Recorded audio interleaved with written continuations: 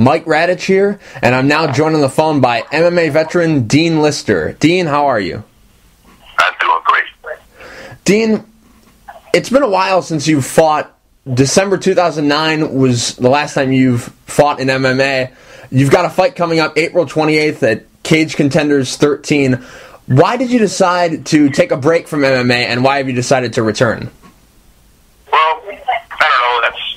I don't have any of these answers rehearsed. It's just, I guess I should just say how I feel. Sometimes things get kind of, you feel like everything in your life is too heavy. You're carrying too much. You can't focus. You have to take some time off, recharge your batteries, refocus. That's all I did. And it's kind of like I got something back that I can't really, you can't ask for it back. It has to come back or not. It's just kind of something I almost can't describe. It's like a desire, but it's something that you can't just be, I want to have desire. You can't do that. And the hunger's back now. I'm older, but I actually feel younger, so it's a real good thing. So it's all just something, it's like if you're lifting too much weights, you go through a plateau, sometimes you have to take a little time off, and then you're ready to get stronger again. That's how I was mentally. Was there ever a time where you thought that maybe you weren't going to ever come back? Or was it always the plan to take a little time off, step back, and then when your body is feeling good, get back into it? Yeah, I always know myself as far as I'm always going to want to, in the future, get back to it. I know that. And when I decide to stop permanently, it's going to be not because I'm beat up or worn out. It's because I'm going to go out through different phases in my life. And I'm not ready to go through different phases in my life. That was just a little time off. I had to, reset the batteries, basically. So, yeah, I never thought permanent retirement. I never thought that actually at all. Never thought that. Now the fight on April 28th, you're going to be fighting Rodney Moore.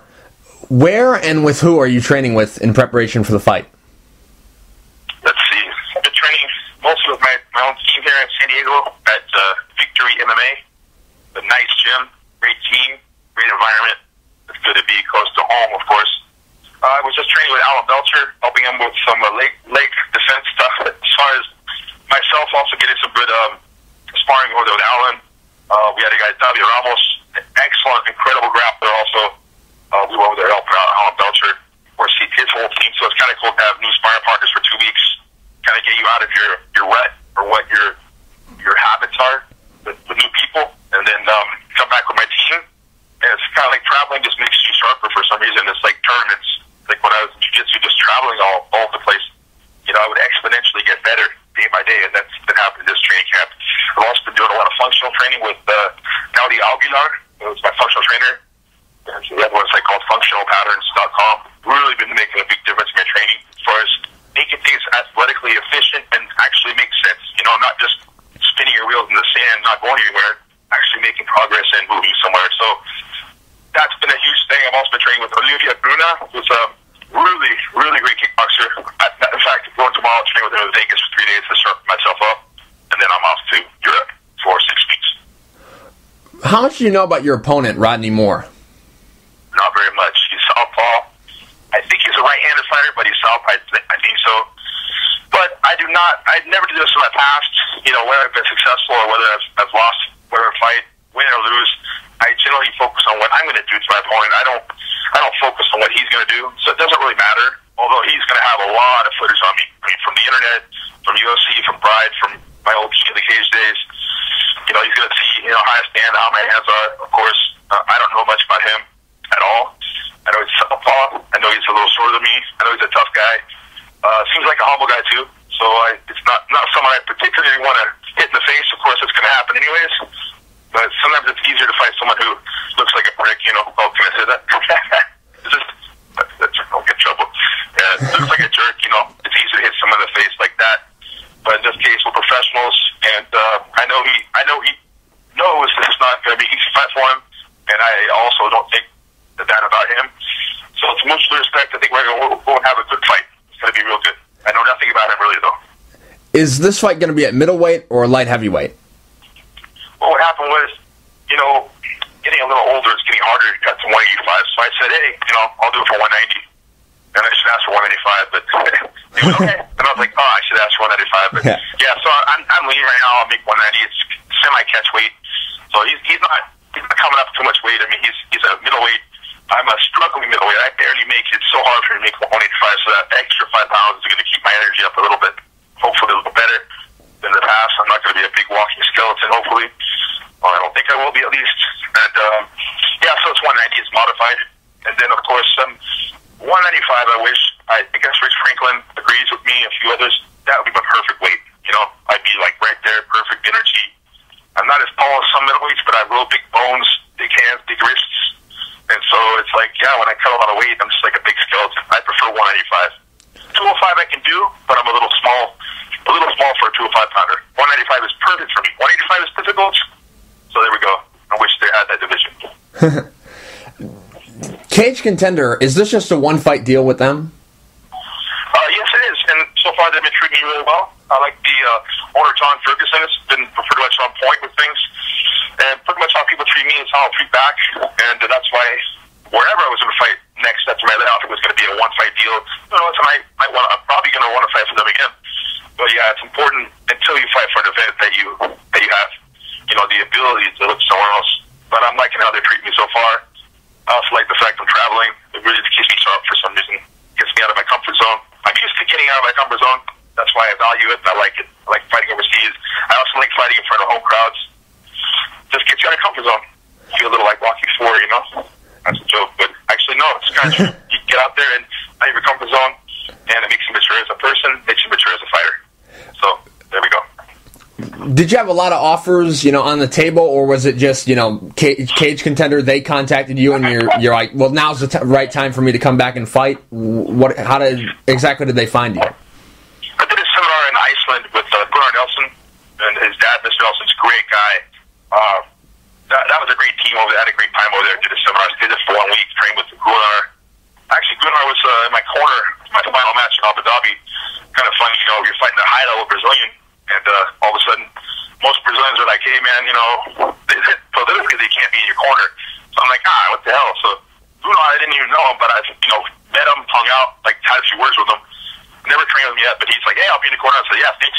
He just kept time, and he was, you know, good positive support from the side. And since then, we're friends, and I went to Iceland, which is a great country.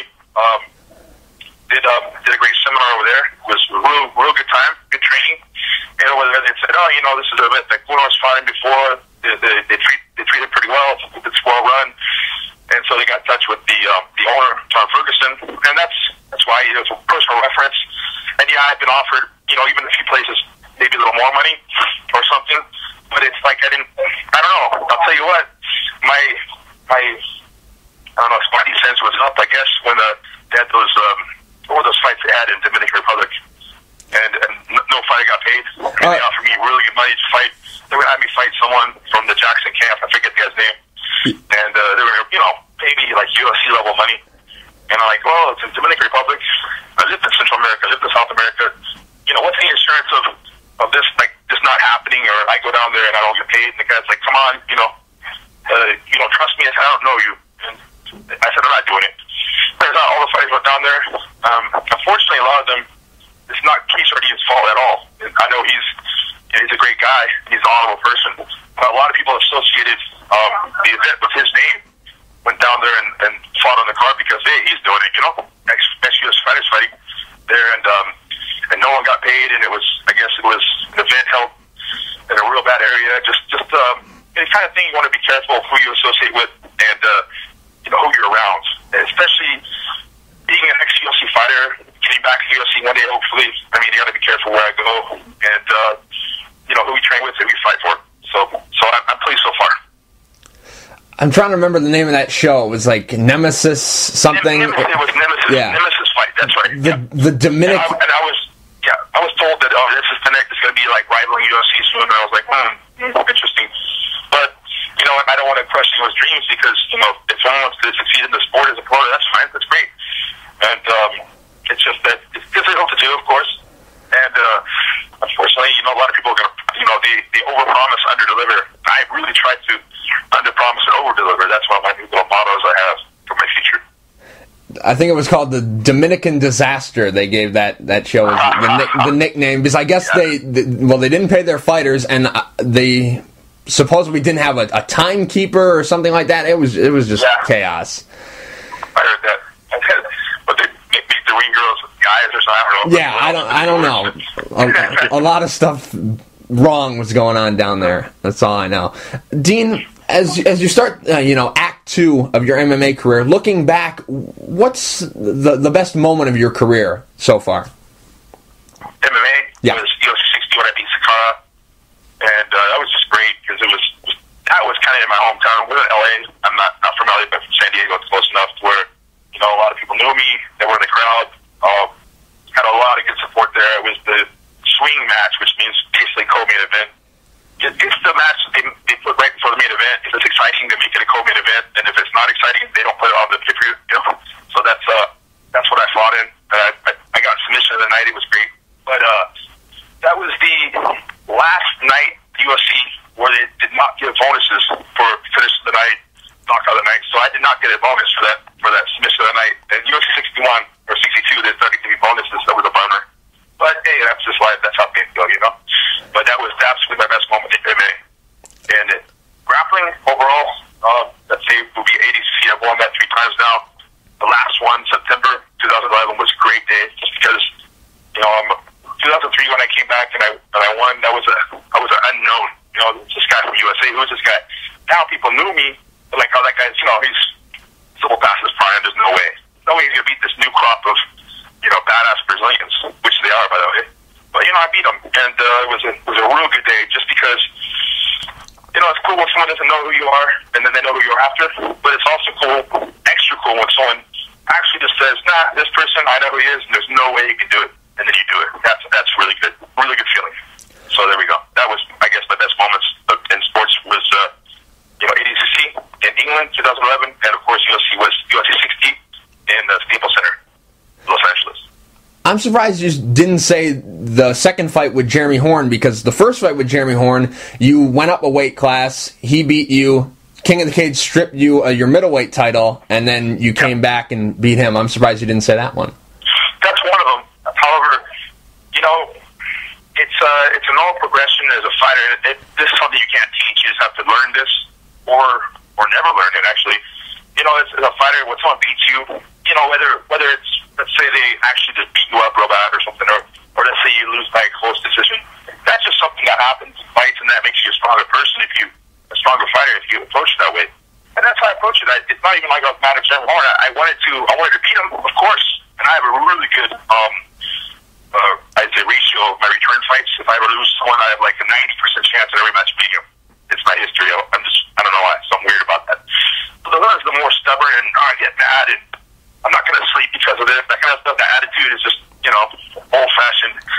I don't want to say a loser attitude, but that's just like a sore loser attitude, and it's not going to make you grow as a person or as a fighter, especially. So with Jeremy Horn, I just took it as, rematch, great. There's another chance, and it was it was a great fighter. It was a good match. I finished him in the first round. He's very tough to finish, of course.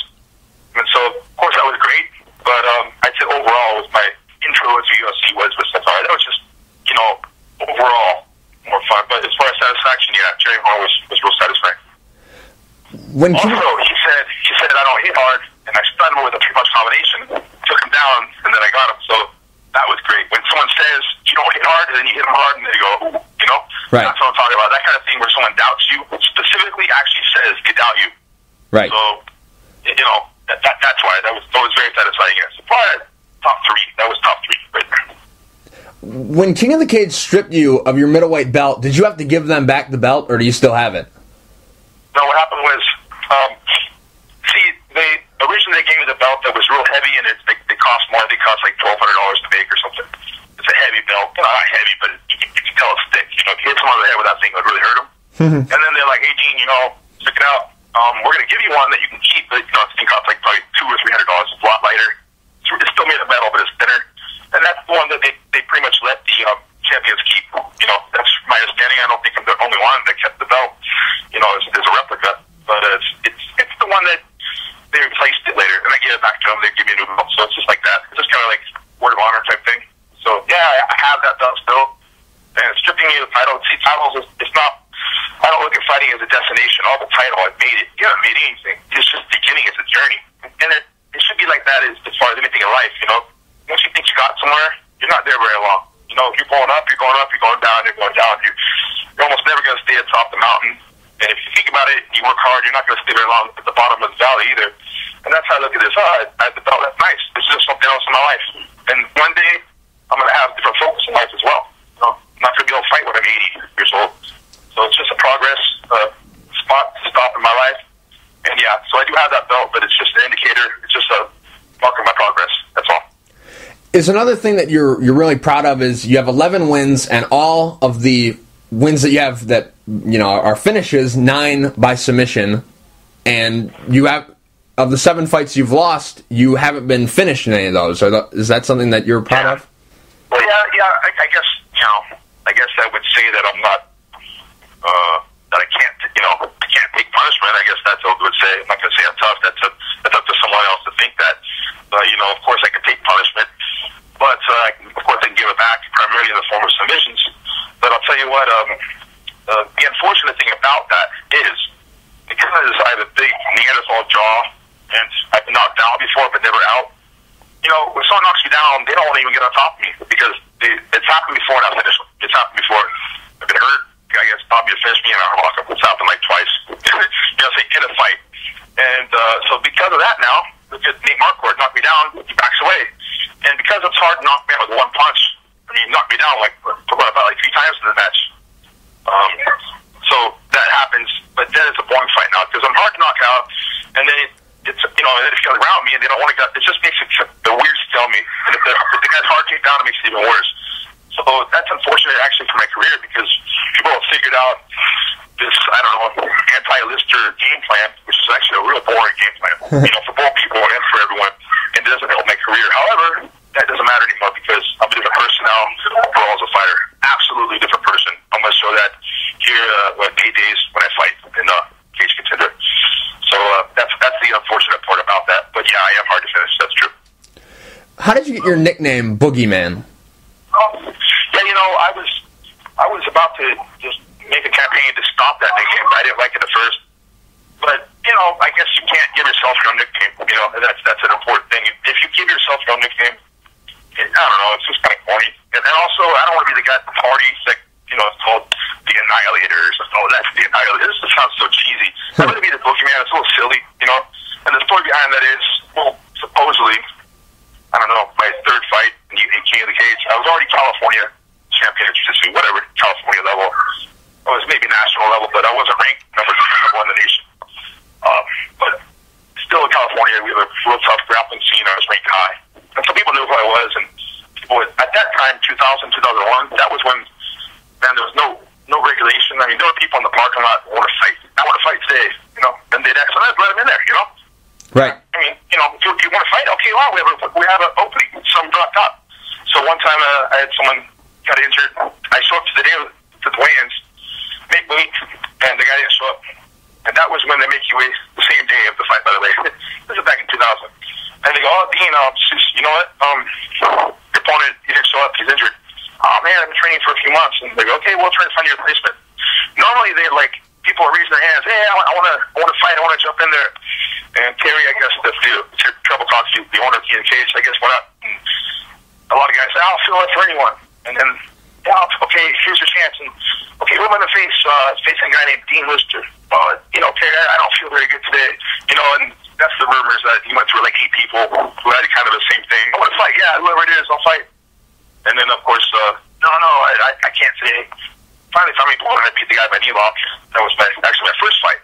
So that's a story.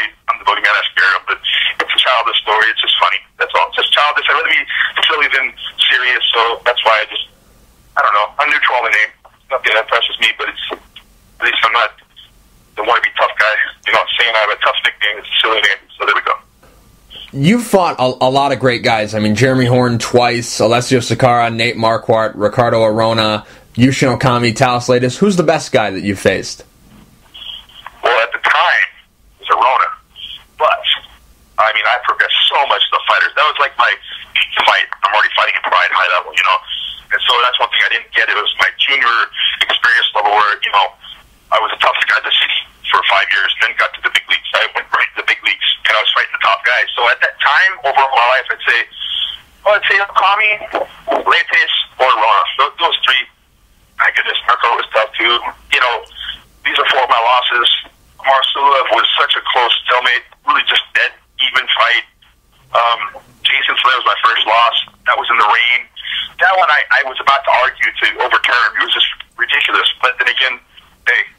one judge, and he got 2. But believe it or not, he was punching me from the bottom. It was so slippery I couldn't get posture and punch. And this is before the ground and pound game was technical. It was literally just threw punches from the guard. I couldn't get posture. It was so slippery. It was slip and slide like a ice rink. I roller skating ice rink in there. So, I was I just think it was an L. It's not a loss. It's an L. And if you lose, that's fine. It makes you better. So 3 of those 7 losses, I just consider like, they're split decisions. One just gave me 2. It was just so close. Anyways, it doesn't really matter. It's an L on the record. It's not a loss. 4 of them I consider losses, but then again, I didn't get finished. I do consider 4 of my 7 L's to be real losses. Absolutely. And they made me a better fighter, actually. You were one of Tito Ortiz's assistant coaches on season 3 of The Ultimate Fighter. What was that experience like? Oh, that was great. It was craziness, though, coming through. I tell you, it was like perfect storm for me. At that moment, going through a divorce, at that moment, getting in UFC, and at that moment, living in Vegas. And all this stuff at once just kind of changed my life around. It's just craziness living in Vegas, I'll tell you that. Also being on TV, just kind of crazy. I wasn't used to that kind of exposure. But like I said, that's something that comes with time, and you learn to deal with it. So that was definitely an interesting phase in my life. But overall, it was good times with Tito. Taking up the Big Bear with him, training all the time. We're not as close as we used to be for some reason, but I always wish him the best whenever he fights. I'm curious, as an assistant coach, where do you live during that time? Are you in a hotel? Are you in an apartment? Where exactly do you live? It's always you find a house to rent, or maybe someone lends his house. And actually, later in his career, I think Tito Sahaza, he bought or, I don't know, leased, was it De La Hoya's compound? Or was it, no, it was De La Hoya's compound, that's right. It's like 2 cabins, so Tito was staying one with Jenna, and the other cabin was a little bigger. He put all his training partners in there. He had bunk beds and, 4 rooms, bunk beds, so 8 guys would just sleep in this cabin. And then you have this garage, like a set-off garage about 40 yards away, and you have a gym in there. You have a boxing ring, half a cage maybe, and boxing equipment, some bags, stuff like that. And you got hills, and he would go on those 4-mile runs every day, or twice a day. He was a hard worker. So just the environment, being around and immersing yourself in that environment was good. That's a good thing to see. And it's something you don't want to do too long, by the way. It's not good to be doing that too long, but it's good to do that for 3 weeks, 4 weeks, 2 weeks. And it's just a part of your training. I was looking at your record, and a couple of years you've had 2 fights, a couple of years you have 3 fights in a year. Is that just coincidence? Is that just like you don't plan to have 2 or 3 fights a year, or is that a good number for you?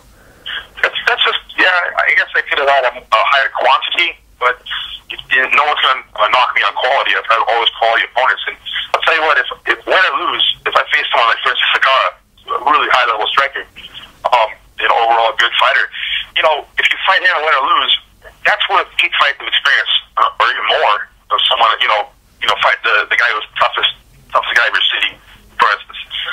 So it's not about the workload, it's about how you fight, how you train, but I think you can train, 18 hours a day the wrong way, or you can train 1 hour a day correctly. You're going to have a much bigger benefit and learn more and get yourself a better fighter from that quality training, not quantity. That's the thing about fighting. I don't look for quantity of opponents. It doesn't really matter. I mean, I could get more fights, yes. Maybe I will soon. But I'm looking more at the right decisions in my life, and I do want to have progression in my game. That's the most important thing, and I am. I absolutely am converting my game around in a natural way. It's really good. Does it all depend on this fight when you'll be back in there? Are you going to be a lot more active within the remainder of the year? Yeah, and for me, it's a natural progression too. If I peak correctly for a fight, at that fight I win. I do like to have a week or 2 of downtime. I'm not talking about lying on your couch eating ice cream, and get fat. I'm talking, just mentally just get away from that kind of thing. And that's something I learned as a little older. I could not do that when I was younger, from jiu-jitsu or anything. You're too eager to learn, and actually that can bite you in the ass later. Because your mind needs a little bit of a break. So sometimes I like to, intentionally. It's not like I plan it, but subconsciously, I just put the, 2 or 3 weeks before I even make a decision about the next thing. It could be too much. Like for instance, I fought Akira Shoji, but I I knew 2 weeks later we had the Grand Prix, and I fought a runner 2 weeks later. And you know, the big problem with something like that is, of course, you can have a finger sore or a knee sore, or maybe a nose broken. I mean, you could be something serious, it could be something minor. So it's hard to make those kind of plans based upon that kind of experience. You know, you're always going to have something hurt after a fight. I guarantee you. Guarantee. Dean, real quick before I let you go, do you have any sponsors you would like to thank? Anything you want to say to the fans? Several. Dan Molis that hooked me up with the War Fuel. Great product for hydration. Like it a lot. Been using that past 4 months, and I've lost like 30 pounds. I'm not trying to say that that's the reason, but that's a contributing factor for sure. Let's see, I got my boy Hans from Triumph United hooked me with some real cool gear. I'll be sporting that in my fight. Boy, I got all my friends, Chaco, Sargent, got Joe, I got all, you know, Fabrizio Morango at Victory MMA in San Diego. That's a great gym. That's actually where I'm the head trainer for the submission grappling. And if anyone's ever in town, look us up, victorygyms.com. It's a great place to train. Like I said, it's a huge facility, and it's a great environment. I guarantee you we'll have a good time if you come to my area. And that's it, I guess. Dean, thank you for taking the time to talk. I really appreciate it. Good luck April 28th at Cage Contender 13 against Rodney Moore.